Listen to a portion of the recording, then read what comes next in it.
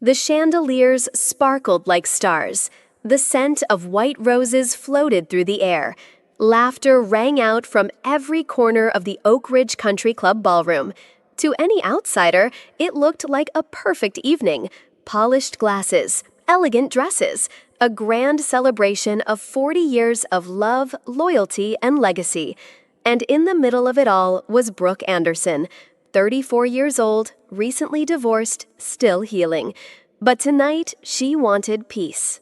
She wanted to believe this was a new beginning, not just for her, but for her 2 children. For once, she thought, maybe my parents are choosing me. She wore an old navy blue gown she'd altered herself, one she couldn't afford to replace. She had helped with the guest list, edited the slideshow, and designed the photo album. Every detail had her fingerprints on it. Her mother, Diana, greeted her with a smile, too perfect to be real. Her father, Richard, barely glanced her way before lifting her 8-year-old son, Ethan, into his arms. "There's my boy," he beamed. "I saved you a seat right next to Grandpa." And Brooke smiled. She smiled through the ache, through the quiet exclusion, through the subtle message that she was a guest in a legacy she helped build, but would never be allowed to lead. She told herself it was fine, that tonight wasn't about her, that maybe, just maybe, this was how family healed. She didn't know she was already standing in the middle of a lie. She saw him before she was ready.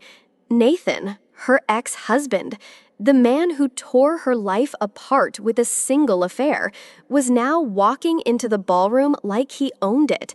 Tailored suit, confident grin, and beside him, Kayla, 25, golden-haired and dressed like she belonged on the cover of a lifestyle magazine. Brooke froze. The wine glass in her hand trembled. She hadn't known they'd be here. No one told her. Not even her own parents. And then it happened. Richard, her father, stepped forward with arms wide open. "Nathan, my boy," he boomed, a hearty slap on the back. Laughter like old friends reunited. Diana embraced Kayla like she was a long-lost daughter. "Oh, my dear, this dress, stunning. You look radiant." Brooke stood just 10 feet away. Not a nod, not a glance, not even a polite hello. She might as well have been invisible. For 10 years, she had been Nathan's wife. She bore his children. She supported his dreams. Now she watched as the man who betrayed her was embraced like royalty, and she was nothing but the forgotten ex. And then her mother looked over. Their eyes met. Diana gave a small, dismissive smile and mouthed, "Bye, Dons, darling." Brooke's heart sank, because in that one look, she realized something brutal. Her pain wasn't inconvenient. It was irrelevant. Madison said nothing, but her eyes, they never stopped moving. She wasn't watching the decorations. She wasn't admiring the string quartet or the glowing chandeliers. She was watching people. Nathan shaking hands with Grandpa Mitchard, Kayla laughing with Diana, the way Ethan leaned into Nathan's side, giggling over something on his phone. She watched it all quietly, carefully. Madison's emerald dress shimmered under the ballroom lights, but it was her stare that pierced through the noise. Brooke glanced over at her daughter and smiled. "You okay?" Sweetheart Madison hesitated. "Yeah, I'm just looking." Looking at what? At how everyone seemed so comfortable with betrayal. At how quickly a family could replace its own. At how her mom was treated like a polite inconvenience, while the man who caused her pain was celebrated like a prodigal son. She didn't say a word, not yet, but her jaw tightened, her fingers curled around her clutch, and her gaze, sharp, unwavering, never left the room. Brooke missed it. She missed the way her daughter had already begun connecting dots, the way Madison saw what her mother was too kind, too loyal to see. Because sometimes the youngest one in the room is the only one brave enough to see the truth. The lights dimmed. A server rolled out the cake, 4 tiers of white fondant glistening with gold leaf. Guests clapped. A string quartet shifted into a gentle waltz. People gathered, smiling, raising their phones for photos. And then from beside her, a whisper. So soft, only Brooke could hear it, but it cut sharper than any scream. "Mom, we need to leave. Now." Brooke turned to Madison. What Madison's eyes were locked on something or someone across the room. Her voice didn't shake, but her jaw did. "I'll explain in the car," she said. "Please." Brooke blinked, stunned. Was she imagining things? Her daughter, her smart, observant daughter, wasn't prone to drama. And Madison's face was dead serious. Brooke glanced at the cake, at the cameras, at Ethan sitting between Nathan and Grandpa smiling like he belonged there. She looked back at Madison, and in that moment, she saw it. Terror. Not panic, not teenage attitude, but the kind of silent, deep, buried fear, the kind you only feel when you know something very, very wrong is happening. And Brooke felt her stomach turn. She didn't know it yet, but this was the moment her daughter saved her life. The music kept playing. Laughter echoed. The cake knife was passed to Richard and Diana. They were waving to the crowd, basking in admiration. But Brooke wasn't watching any of it. She was looking at her daughter. Madison's voice was steady, but her eyes were screaming. Brooke had seen that look once before, when Madison was 8 and had gotten lost in a crowded shopping mall. The fear wasn't loud. It was quiet, paralyzing, real. "I'll explain in the car," Madison whispered again. Brooke's heart thundered. Her hands were shaking now, but not from cold. She looked across the room. Ethan was still at the head table, laughing with Nathan. Richard was making a toast, some joke about investing in family legacy. People clapped, and Brooke stood up. Not dramatically, not angrily, just firmly. She reached for her purse.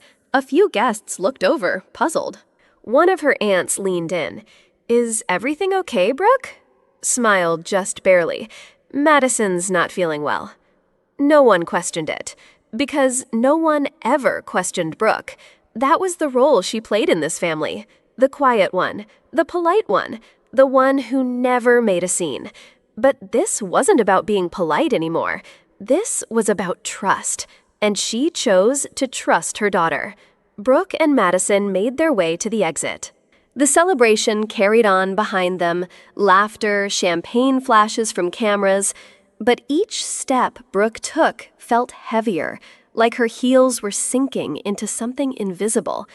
They passed through the corridor behind the ballroom, heading for the parking lot. And that's when she heard it. A group of men, well-dressed, polished, clustered near the coat room. They weren't whispering. They weren't hiding, because they didn't think she mattered. Transfer of deed should be completed before month end. Custody filing will go smoother once she's out of the picture. Wallace legacy needs to stay intact, even if that means cutting her out. Her. Cutting her. Brooke slowed her steps. Her blood chilled. A paper rustled. Another voice chimed in. Trust language has already been updated. Nathan's name is cleanly inserted. Hers has been removed. Removed. Erased. Her name, once tied to family homes' trust accounts and years of sacrifice, now scratched out like it never existed. She kept walking, because if she stopped, she might scream. And the worst part, she didn't even know who to be angrier at, her father, her ex-husband, or herself for not seeing it coming. But the shift had started. She just didn't know yet. It would be her daughter who would carry the torch into the fire. The doors of the Honda clicked shut. Outside, the glow of the country club faded behind them, all white lights and illusions. Inside the car, silence settled thick as fog. Ethan was in the back seat, humming softly, still playing with his balloon, blissfully unaware. Brooke turned to Madison. "Talk to me. What's going on?" Madison didn't answer right away. She stared straight ahead, hands clenched in her lap. Finally, she spoke, low, steady, almost too calm. "I've known something was wrong for a while now." Brooke blinked. "What do you mean?" Madison took out her phone. Her hands were shaking now. You remember the last time we visited Grandpa's house, when Grandma told me to study in his office while he was golfing? Brooke nodded slow and unsure. I wasn't just studying, Mom. A pause. I saw his desk. It was covered in files. There were documents, legal ones. They had your name, and Nathan's, and red flags, literally, red sticky tabs. Brooke felt her throat tighten. What kind of documents? Madison looked at her mother. They're planning to take everything from you. She said it like it was fact, because to her it was. The house, your share of the trust, even custody of Ethan. They're shifting everything into Nathan's name. Brooke's breath caught. I saw papers marked custody restructuring, notes in Grandpa's handwriting, like Ethan must remain in Wallace control. She pulled up her photo gallery. I took pictures. I didn't know what I was looking at then, but I do now. And just like that, the lie collapsed, and the truth sat wide open in the center console. Madison's finger hovered over the screen. Then she tapped play. A soft crackle of background noise, the faint clink of glasses, laughter, then voices. Richard's voice, firm, cold, calculating. Brooke has always been too emotional, too impulsive. This divorce gives us the opportunity to reposition assets properly. Nathan understands the structure. Brooke's breath hitched. She recognized the room tone. It was the private lounge at the club. She'd been standing just a wall away. Nathan's voice followed, quieter, but just as sharp. Once the house is in my name and Ethan is formally placed with me, we can ensure the family property remains intact. Brooke would only sell it off to chase some art project. Then came Diana, her voice sweet and soft, but like poison in honey. She always had poor judgment. Remember that painter she dated in college? Or when she wanted to move to New York to take photos? She was never like the rest of us. Brooke couldn't breathe. This wasn't just betrayal. It was strategy.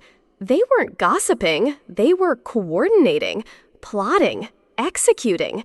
Nathan, the ex-husband, Richard and Diana, her own parents, working together to erase her role as a mother, as a daughter, as a rightful heir. Madison looked over, her voice tight. There's more, but I thought this was the part you needed to hear first. Brooke nodded slowly. The walls she had built to protect her image of family cracked, then collapsed, and in their place, a new resolve began to rise. Brooke stared at the glowing screen in Madison's hand.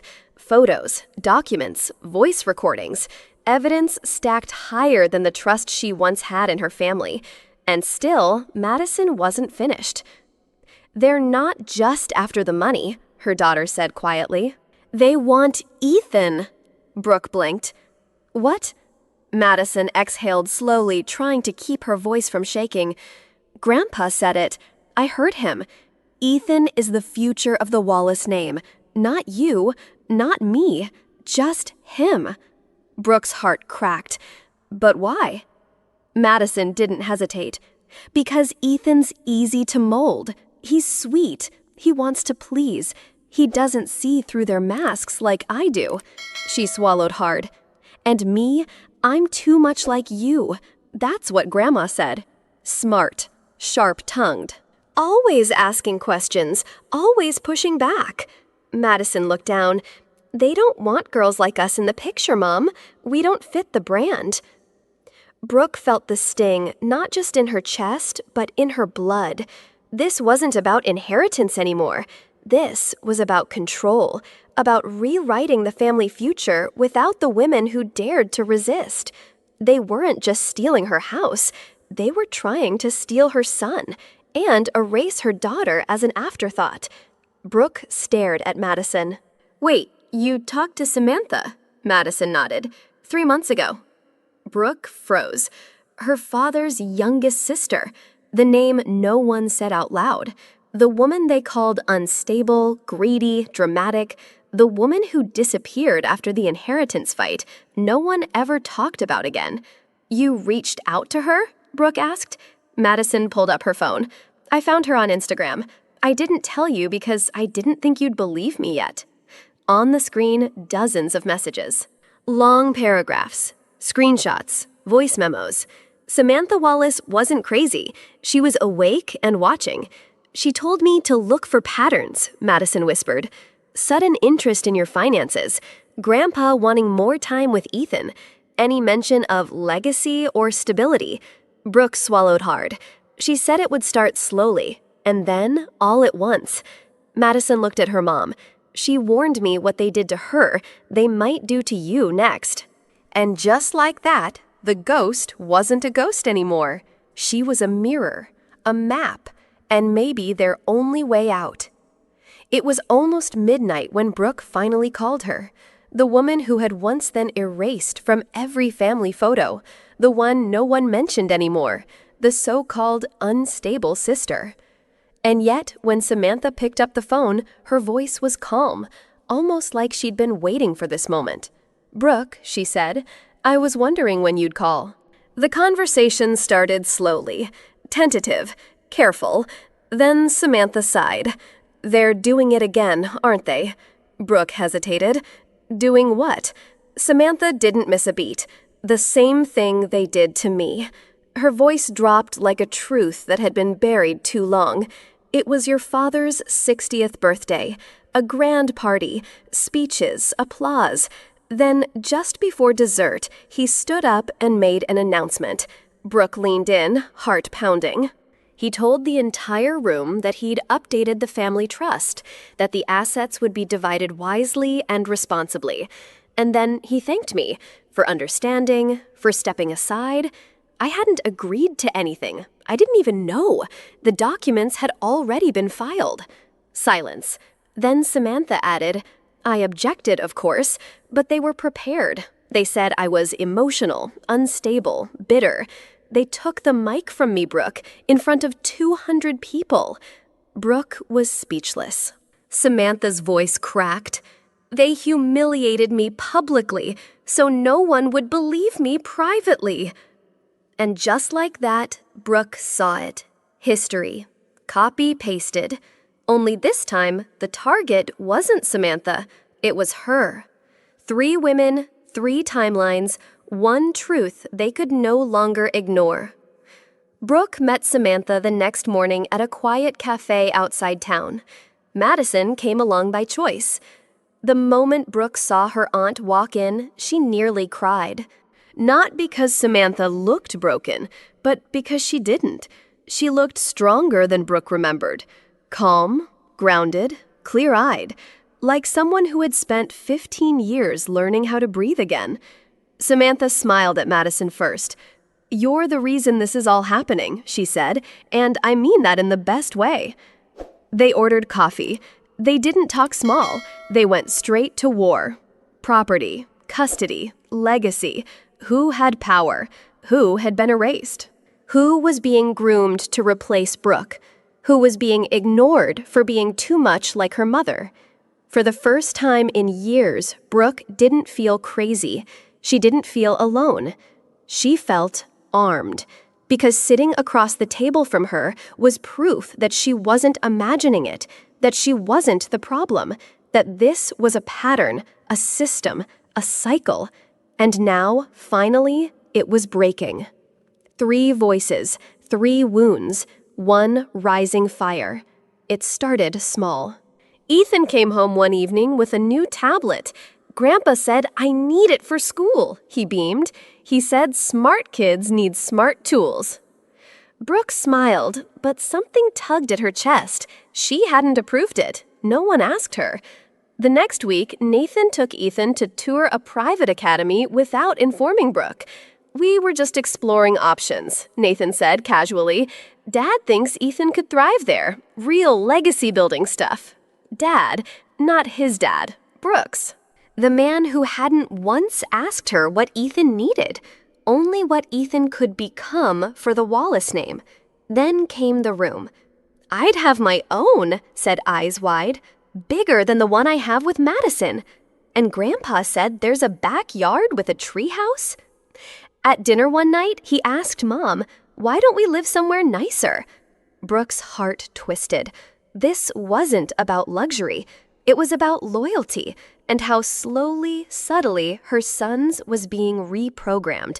Not with threats, not with yelling, but with gifts, promises, positioning, and worst of all, it was working.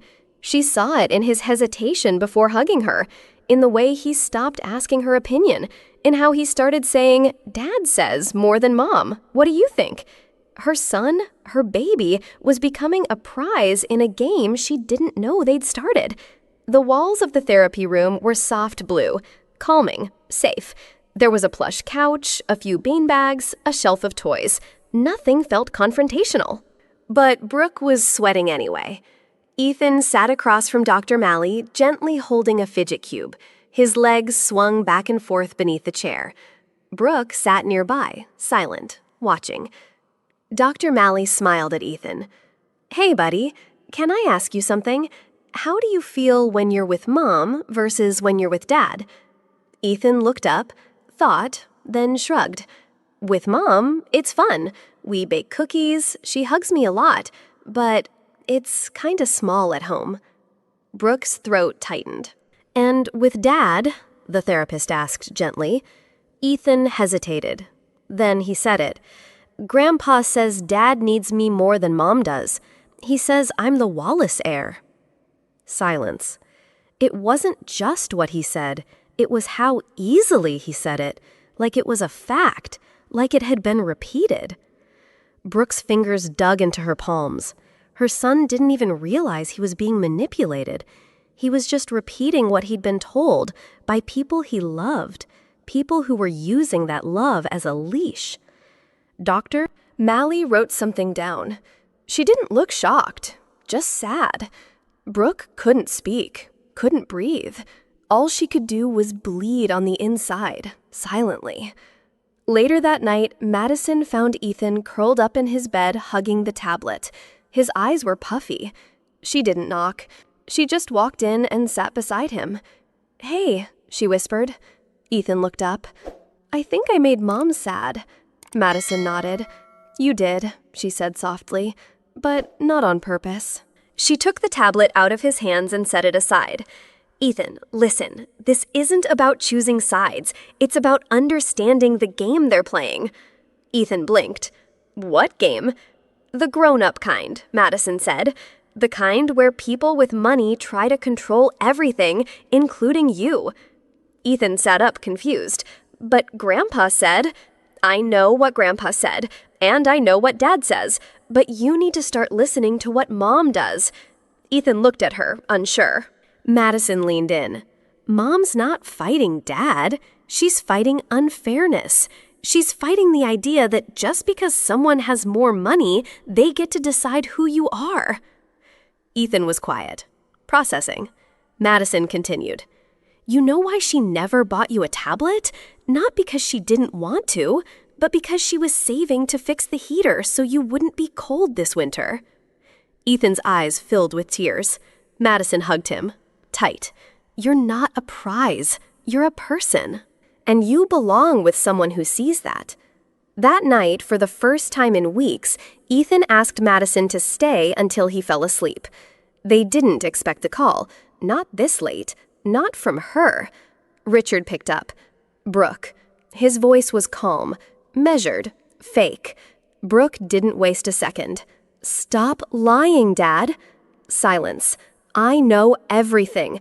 The inheritance transfers, the fake diagnosis you had printed in your lawyer's notes to paint me as unstable, the custody deal you're brokering behind my back." Diana's voice cut in soft, rehearsed. "Honey, where is all this coming from?" Brooke laughed. It wasn't warm. "From your emails, Mom, from the pictures Madison took, from the recordings of you telling Nathan that I don't fit the Wallace legacy." Richard's voice cracked. "You were spying?" "No, I was surviving." Brooke's voice was iron. You think I'm the artist, the soft one, but I'm also your daughter. And I know how you both operate, Diana tried again. We were protecting Ethan. No, you were protecting your control. There was silence on the line. Then Brooke delivered the kill shot. I've forwarded everything to my attorney. Tomorrow, your quiet transfer of assets, it's getting frozen. And Ethan, Richard whispered, he stays with me. And if we fight back, you'll lose more than your reputation, Brooke replied coldly. You'll lose your legacy. Because I'm finally done being your puppet. The cafe was quiet, too quiet for what was about to happen. Nathan looked up from his cappuccino and smiled. Fake. Brooke, you look stronger. Brooke didn't sit. She stood tall, arms crossed, fire behind her eyes. I am. He blinked, unsure of her tone. I didn't come to rehash the past, Nathan. I came to draw a line. Nathan laughed lightly. Is this about Ethan again? Brooke leaned forward, her voice like steel. No. This is about what you tried to steal. Not just my son, but my dignity, my name. And you did it while pretending to be the better parent. Nathan's face hardened. I'm trying to give him stability. By cutting me out of my own family, she snapped. By cozying up to my parents. By calling me emotionally unfit in documents I wasn't supposed to see. Nathan looked around, his voice dropping. This isn't the place, No, Brooke said, voice rising just enough. You chose the place when you let our son believe I wasn't enough. Nathan stared. Brooke took a breath. I have the recordings, I have the signatures, I have Madison, and I have something you never will again. My silence. She turned to leave. Nathan reached for her arm. She didn't flinch. You still love playing the victim, huh? He muttered. Brooke turned slowly. No, that role was yours. I'm playing the mother now, and mothers don't lose. They protect, they rise, and they never forget. It was a long, polished mahogany table, and for the first time in decades, the Wallace family sat with nowhere to hide. Brooke on one end, flanked by her Aunt Samantha and daughter Madison. Richard, Diana, and Nathan on the other, lined up like royalty who'd just been dethroned.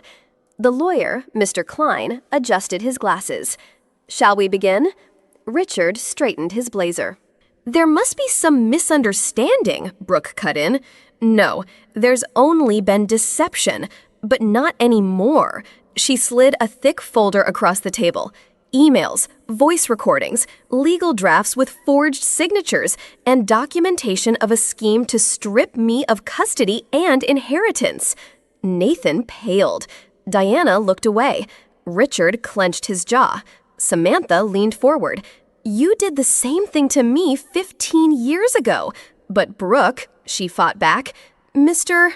Klein flipped through the folder silently, his face hardening. These documents are damning. Brooke turned to her father.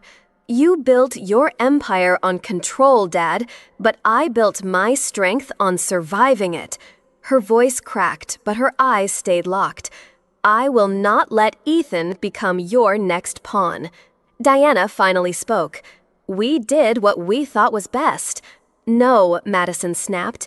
You did what was best for your pride, not for Mom, not for Ethan, and definitely not for this family. The room went silent. Then Mr. Klein delivered the verdict that wasn't from a judge, but struck just as hard. The asset transfers are frozen. Custody requests will be reviewed, and if the manipulation continues, the court will hear everything. Brooke stood. For the first time, you'll be held accountable. And with that, the balance of power shifted for good. The final papers were signed in a quiet room with no applause, just clarity. Brooke walked out with a pen in one hand and freedom in the other. She won. The full inheritance her mother once promised, now legally hers. Not through manipulation, not through begging, but through proof, courage, and truth. She keeps custody of Ethan, permanently. No more secret petitions, no more backroom plans. Her son stays with her, legally, finally, and forever. And the grandparents? Court order supervised visitation only, by appointment, by Brooke's terms. No more surprise appearances. No more midnight phone calls. They lost the game they started, and Brooke, she didn't just survive them, she outgrew them. There was no grand celebration, no magical fix, just small steps. The silence in their new home was different now. It wasn't empty, it was peaceful. Madison walked a little taller, her voice more certain, her eyes no longer scanning for danger. Ethan still had questions, still carried a quiet ache. But each night when Brooke tucked him in and kissed his forehead, he whispered, "I'm safe with you." That was more than enough. As for Brooke, she no longer waited for validation. She no longer tried to explain herself to people who were never listening. She didn't need to be the good daughter. She just needed to be a good mother. And she was. Not perfect, but present, strong, free. Healing wasn't easy, but it finally began. They were on the porch. The wind rustled through the trees, and Ethan's laughter echoed from the yard. Madison leaned against Brooke's shoulder. Just a quiet moment between mother and daughter, no war plans, no secrets, just peace. Then Madison whispered, "Mom, I'm glad I told you to leave." Brooke looked at her daughter, smiled. "Me too, honey." That was the moment we came home. Family isn't always your safe place. Sometimes it's the battlefield. And healing begins the moment you stop pretending it's not. Brooke's story reminds us, being related doesn't mean being respected, and being silent doesn't mean being safe. Real love doesn't manipulate, it doesn't silence, it protects, it listens. And sometimes the bravest voice in the room comes from the youngest one. If this story made you pause, if it reminded you of your own voice or someone you love, then subscribe to Through Her Eyes. Here we tell stories that aren't easy, but they're real. Stories of women who fought back, children who saw the truth, and families redefined by truth, not tradition. Hit the bell so you don't miss the next one, because maybe next time it's the story you needed to hear.